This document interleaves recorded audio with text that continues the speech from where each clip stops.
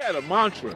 Crips don't die, they only multiply. Right. In the 70s, we lived by that credo. Yeah, we did. Crips didn't die. You know, it wasn't until the wars broke out in LA and then came back down to Compton, but we didn't initiate no, in Compton, we had Crip love for many years. We was the last Crip neighborhoods that had war on war, Crip on for Crip. many years. So we emphasized that. We didn't do that. What's the closest Crip set to Oaks Park?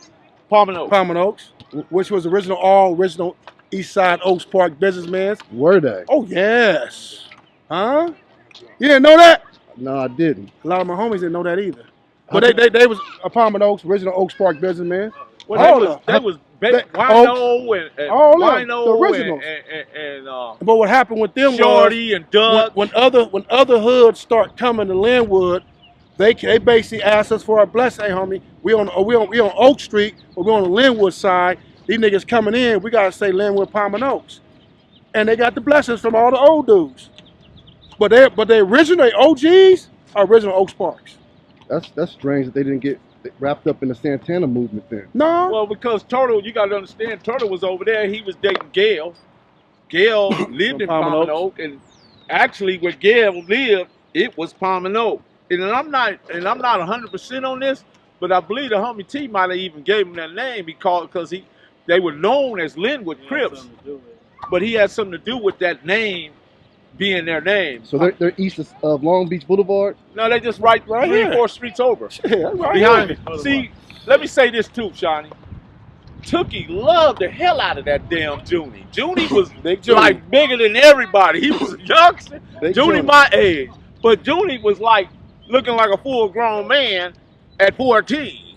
20 Tookie loved him, man. He had a one punch, and he was just big and strong and bigger than most youngsters during his time. And Tookie had a real good love, big love for Junie. Back then, were you guys having citywide Compton Crip meetings like they had in Santana Park? Oh, they had round table here at the Red House. The round table, baby. Where you think the round table originally came from? Where you think the round table originally came from? Everybody used to meet up at the Red House. That's why I tell anybody, man, I believe at that time Bob Simmons was a Crip whisperer.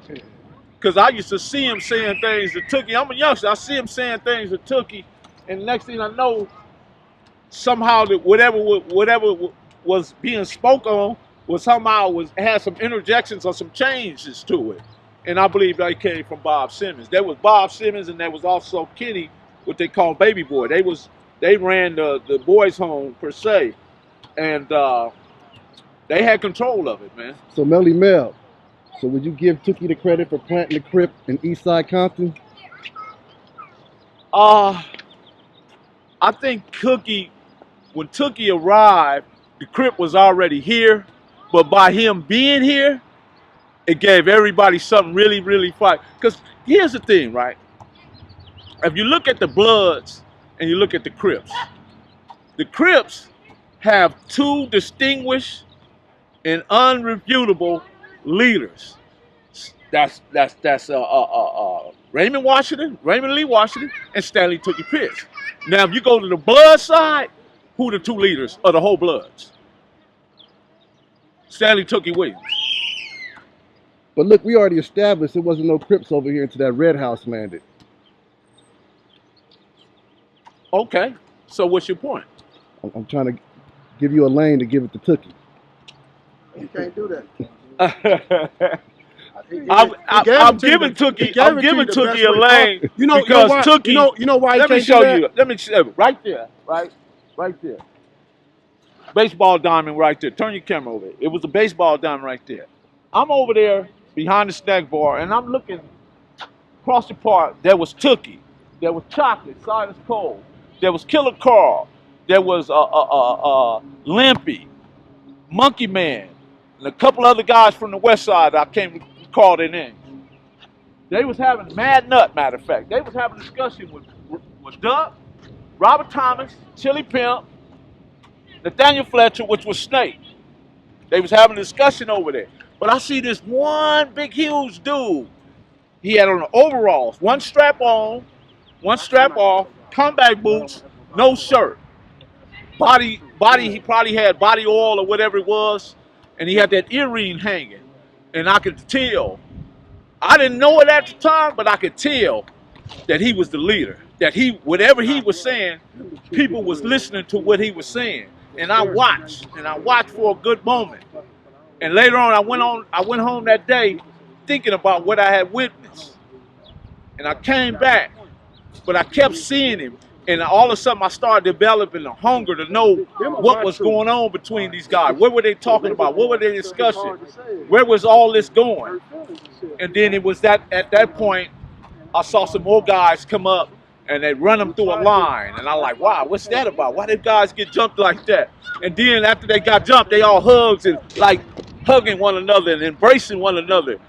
So it was at that point that I realized who Tookie was and what he was doing. And for that, I give him all the credit in the world because he made these guys understand what the Cripism was about and where he was going with it and where he was from. You know what I mean? Because you got to understand, Tookie was in Compton for a great while, so obviously it was something about Compton that Tookie loved. Can you give me a roll call of all the Crips that lived in the Red House when you were growing up? Can you remember any of them? Let's see, there was Weasel, the ones I named, Weasel. When you name them, tell me what area of town they're from. Weasel, I can't remember, was Weasel from, I know Shotgun was from Cute 102, from East Coast. I don't remember what Weasel. I know Tiny Man was from Long Beach. Let's see. Guy Walker, I never knew where he was from. He was just a Crip. We're talking about a different time when most people were just claiming Crip. It didn't necessarily have to be a geographical location because you was West Side, East Side, Compton. Okay, finish the roll call. Okay, you got Killer Carl. You got Mad Nut. You got Joe Black.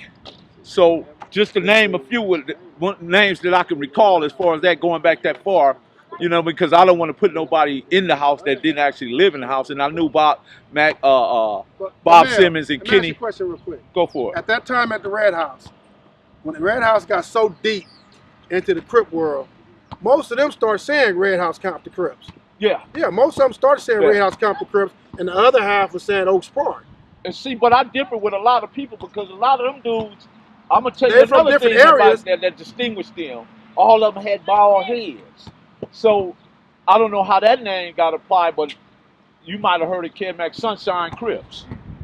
That was all those guys that were standing up there with Tookie that day, they represented the Sunshine Crips because they all was in uniform. They all had either Levi's or overalls with the biscuits on, with the ace deuce with the matches, the earring, and the blue rag. They all represented, and they had shiny bald heads. They all represented Sunshine Crips.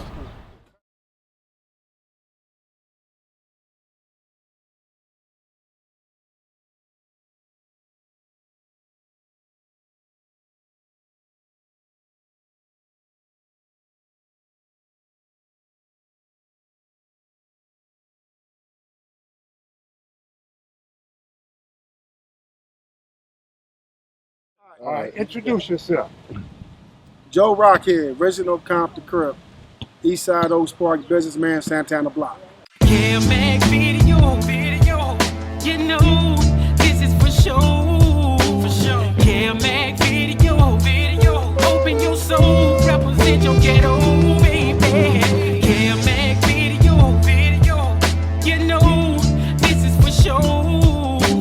Kevmacvideos, open your soul, represent your ghetto, baby. For the dime moves and the lokes, for the 6-4s on spokes, for the OGs that did a dime, came back around on parole. For the homegirls with the scrap game, little homies that gang bang, from Pelican Bay to YA, rearrange your mind frame. Yeah, I know what you been through, shit you had to go tend to. Your mama gave birth on the turf, I know them killers you kin to. This for the lost generation, broke as hell, mad and impatient. But if you know your history, you can't have a strong foundation, baby. Kevmacvideos, you know this is for sure. Kevmacvideos. Everybody want to talk about CCO. This is my perspective. And my perspective, people may agree or may not agree. But you go to state prison in the 77, 78, and you first arrived there and you don't have, and probably in the state of California at that time, maybe 100, 120 Crips in the state of California prison system, maybe 120 Crips. And you walk in a situation, somebody slide a book up under your door, you open the book, welcome to the Jamma family, mean BGF family. I close the book and slide it, and I walk out my door, and my homeboy Star from Grandy's, older than me, movie star, older than me, he said, I said, what's happening, man? I read that book, man, I'm BGF. I said, man, how you BGF? You older than me, nigga, and I know I'm not. I didn't understand. All right, let's rewind. When did you get to prison? I say December of 77. And that was Folsom? That was Tracy State Penitentiary. You went to Tracy first? I was Tracy first. Okay. And when did this book get, or your partner tell you he was Jamma? When they slid, when you go to Tracy, I got kicked out of YTS for stabbing the counselor, 6'9" counselor. Went to the Chino County Jail. End up getting into the police, stabbing police, whatever there, and end up going to Chino. My first experience at Chino, coming out my cell, as a 16-year-old, cut out my cell in Chino as a 16-year-old. I opened my cell door. I walked out. All I heard was charge. Whites and Mexicans charging at the blacks. I turned around. The blacks running that way. Well, I ran in the middle of the whites and Mexicans. I didn't care. I'm not running for nobody. That was my first experience of racial violence. And I still didn't understand it because I didn't understand why older blacks older than me ran. Why I ran into it. End up going to Tracy. They sent me to Tracy State Penitentiary. What year? In 79, December 79, December 77. They sent me to Tracy State Penitentiary in December 77, 78, something like that. And when I went there, my first experience getting off the bus in R&R in Tracy State Penitentiary, what they call the Gladiator School, dual sensory perception, is we all lined up outside the bus in R&R. We shackled down. I saw two northern Mexicans walk up who worked at R&R and stab 3 southern Mexicans and put their knives down, tell the guard to handcuff them, take them to their unit. I said that's the place I want to be. The more violent it was, the more I wanted to be. Went to the orientation unit. I go in my cell, the trustee, tent tender, slid a book up under my cell. I'm like, damn, somebody give me something to read? So I opened it, it said, welcome to the Jamma family. I closed it and threw it back up under. Explain what Jamma is. Jamma is a black guerrilla family. At that time, like I said, it was a total of 100-something Crips in all of state prison at that time. Crips did not make an influx in the state prison system until the 80s. So in the 70s, the late 70s, there was no unification amongst Crips? There was nothing. We had nothing at all. And not having nothing, I walked out the cell. They said, welcome to the Jamma. I said, I ain't no motherfucking Jamma. Fuck y'all. I'm from Compton Crip. And I went off on their asses. So back in the late 70s, the Crips and the Pyrus and Bloods was joining BGF? No. They was entrapped into the BGF.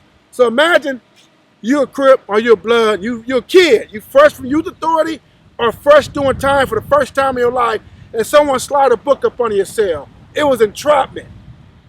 Some guys felt because they read it, that's where they had to be from.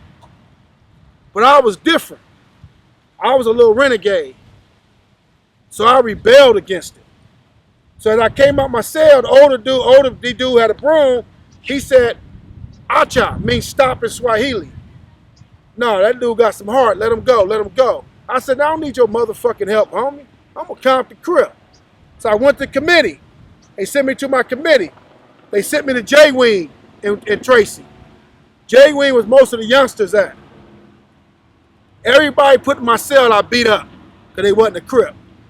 They finally put a Crip in my cell from Long Beach.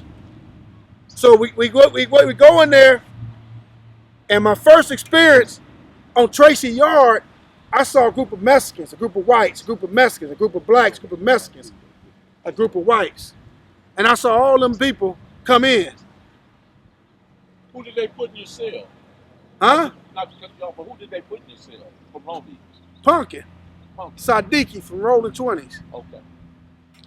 You know, and Also, the Rolling 20s was on deck in they 1977. were rolling 20 hustlers.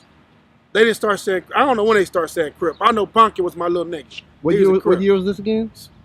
December 77, 78. All right. So Punkin came in my cell. And when I saw all these Mexicans and whites going for us, and we start going in. Let's go. We go in the yard. This is my first experience when I knew the guards wasn't shit. As we walked in the unit, I heard the guard pull the rail in J-Wing and say charge. When he said charge, every door opened up. Mexicans and whites came out of every cell and came from behind us and started attacking and throwing brothers over the tier. Just start throwing them over the tier, stabbing them. We started getting down. A white dude had a zip gun in front of me, and I didn't know what it was. He trying to shoot me, but it wouldn't light. And someone said, Rocky, watch out, it's a gun, and pushed me, and the gun went off, and I lost it. I picked that motherfucker up and started smashing his head against a goddamn prison cell until I saw blood come out. And as I'm trying to fight to get other motherfuckers, and more brothers getting hurt, an older dude from Hoover, who was BGF, he grabbed me by my collar and said, we can't win, homie. We can't win. And they pulled me out, and I'm fighting all these older dudes, black dudes trying to pull me out the unit because we was losing. And I'm like, nigga, I'd rather lay down and die in there, nigga, than be in the hallway with you niggas. So I'm sitting in the hallway crying because I was frustrated. They took me out a battlefield. And they took me out the battlefield. I'm crying. I'm seeing the police finally came in, and they escorting people, brothers off the gurney. 20, 30 brothers on the gurney. One question, Rocky, was the older guy from Hoover Clarence Hoover? It was Clarence. Clarence Hoover, okay. It was Clarence Hoover. It was Clarence Hoover. What's significant about Clarence Hoover? He one of the biggest Hoover names in the history of Hoover Crip. One of them, out of many. What kicked off this incident that you're talking about? It was a racial war. But what kicked it off? But it was a race. There's no such thing what kick it off. There's politics in prison. The blacks, the Mexicans and Aryan Brotherhoods, they fighting brothers. Anything black. And that's all I saw. I told you, in Chino, my first experience with whites and blacks said charge. I go to Tracy, the same shit happened. So mentally, I'm preparing myself now what I got to do. So they put us on lockdown for 2 weeks. They said we're going to shower 6 blacks, 6 Mexicans, 6 whites. The whites and Mexicans on top of the tier. The blacks on the bottom. So I sent word out, I need knives. So we get knives in the shower. I go in the shower, I tell all the blacks, we finna handle our business. I'm 16. We finna handle our business. They looked at me like I was crazy. Now we ride with you, Punkin. He says, go, Rockhead. We start walking up the stairs like we're going back to our cells. We ran into the shower area with the Mexicans and whites. And I ran up in there, one of the head dudes took off running. So as I stabbed one dude in there, I chased him down the goddamn tier and jumped on top of him, not knowing what I'm doing. This is my first real stabbing. I stabbed him 45 times, but most of it was just barely punctured. 2 of them went in his ass. Police had to come and shoot me with a beanbag to get off of them. I didn't stop then. They came out with a 38 and I stopped. What kind of knife did you have? I had a little pen knife, I don't know what kind of knife they gave me, a little pen knife though at that time, you know. So was the Pisces participating with the Southsiders back then? it was just Mexicans against blacks, Mexicans and whites against blacks, period. With Pisces, I think they didn't come in until the 80s, the late 80s, middle 80s, late 80s. So after that happened, they send me the unit, send me the K-Wing, the Hole, Tracy Hole. I'm in Tracy Hole, I get a letter from Ajax and Baby Rock from Hoover Crips. They had life in prison back in 76, 77, I think. They said, look, little homie, we heard about you, you're a good little dude, but we Vanguards. I sent them back, what you mean Vanguards? At that time, like I said, what but 100 Crips in prison, state prison at that time. From my understanding, the BGF started a frontline car called the Vanguards, which consists of Crips and Bloods. Crips and Bloods, Crips and Pyrus. They was the frontliners. But they eventually didn't like the BGFs at the end. But they were frontliners. Ajax them sent word to me, hey, look, homie, we can't fuck with you. We know you're at war with the whites and Mexicans. You know, we can't do anything. We on the oath. But if you need us, we'll help you. I said, no, y'all up on the paperwork, homie. I got this. So I go to the yard. It's me, probably another homeboy. It was the rest BGFs on the yard. Tracy yard was built unique. You had one side, half of the yard was the handball court. The other half was a basketball court, the toilet, and the shower. So a lot of time we say yard switch. We switch over, get them the handball court, get them the basketball. Our backs against the wall walking this way. They back against the gate walking this way. And a lot of time we say charge. And we start warning against each other, stabbing each other. That was the gladiator school way. You never knew when we was gonna get off. So one point in Tracy, a white dude I saw stabbed and threw a homeboy over the chair. I saw him. I said, oh, I got to have him. So I went to the BGF, look at man, that white boy just came on the yard, I got to have him. We on a peace treaty, brother. We got a truce. I said, look, y'all got a truce. I don't. I'm a Crip. I'm from Compton Crip. So I ain't going for that bullshit right there. Like we said, brother. So I sent word to the Northern Mexicans, who was my friends, the Nuestra Familia. I sent word to them. I said, look it, homie, I need a kisu. I need a knife. Kisu means knife in Swahili. I need a knife. So they sent me through a handball. They said, I'll throw a handball over the handball court. When I'm on the handball side, it was a razor blade in it for me. So the white dude went to the drinking fountain. I stood by the drinking fountain with him and chiced him up. And got away. Went back to where the brothers at. They looking at me and shit. I'm not thinking of it. Then 2 yards later, I come to the yard and I'm playing dominoes. And I felt something penetrate the back of my neck. The BGF put a move on me for breaking a peace treaty. When I jumped up and I'm looking, they all jumped back. I said, fucking for real? You niggas gonna hit me for hitting a white boy? Hold up, Rob. We in Folsom now? We in Tracy. We in Tracy. All this in Tracy. Folsom, a long ways from here. Okay. I did a lot of shit in Tracy. Okay. Shit. But, so I jumped, I'm like, nigga, y'all hit me for hitting a white boy? I'm pissed off. So I go by the gate and got some gravel and start scratching my neck with the gravel so the police don't think I got hit. So as I'm scratching my neck with the gravel, so after yard recall, I come off the yard, they saw the blood. Oh, blood, man down. I said, man, I was scratching my neck, man. Look at my nails, shit. I was scratching my neck, cut myself. So motherfucker went, believe me, put me back in my cell after they put me in the infirmary. So for a whole 2 weeks, the BGF started throwing bombs in my cell to try to get me to PC up. So they throwing bombs, they trying to hurt me, but they know the police see the bomb shred in my cell, they got to put me in protective custody. They doing this because you're a threat to the peace treaty? Because I hit the white boy, they knew I was going to get their ass. I broke that shit.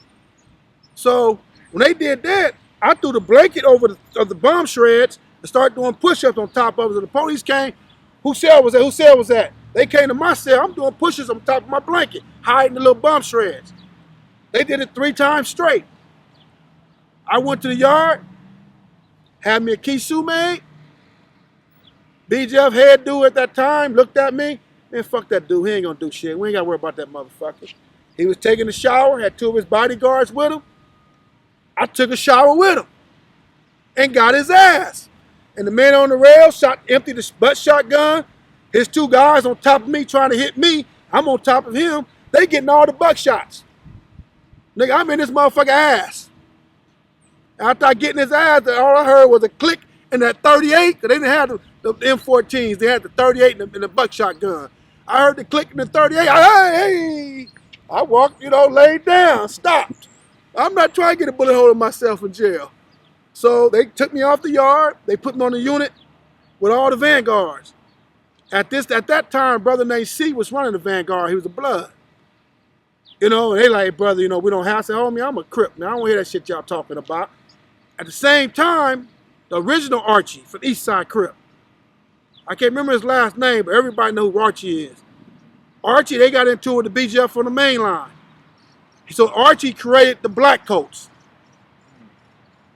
Archie created the black coats. The BGF wiped them out in 2 weeks. Damn. Because we wasn't organized. You had a handful of youngsters start coming in. Archie was probably 8 years older than all of us. He was old school, homie, original East Side Crip from out of LA. And you had youngsters like me coming from YA Nigga, we didn't know what battle and war and war. We thought the shit we did in youth authority was the shit. We didn't know what, nobody taught us how to properly prepare for wars. You know, so when Archie created the Black Codes, I'm in K-Wing, I'm in the hole.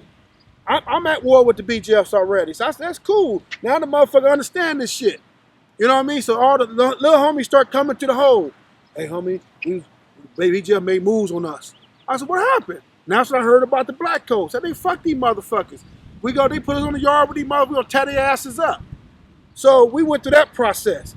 And at this time, again, 79, there was no dominancy of Crips. San Quentin started getting an influx of Crips. Big James Miller, rest in peace, from Harlem Godfathers. He created what they call Blue Magic and Solidad. Was probably one of the first Crip machines, and it was a machine. He had them brothers together, and them homies was taught shit, how to properly stab somebody, how to properly make kissus and shit. So you had that part of it. And in 80, I think 80, 81, you had what they call the C machine. And it was all rips. Now the Vanguards, as more rips start coming in, a lot of the homies from Vanguard was coming home. So when they sent all the Vanguard from Tracy in 79 and 80 to San Quentin, a lot of the homies trying to make their homies come home. But the man make me do shit, nigga, fuck that. So we start warring in San Quentin. I wasn't in San Quentin, but from my understanding, the homies start knocking down Vanguards who wouldn't go back to their neighborhoods in San Quentin. And Blue Magic and C Machine came together. When James Miller came to San Quentin, they came together. And again, we had no real Crip organization. People hate on CCO. To me, in the beginning, it was the best thing that ever happened to us.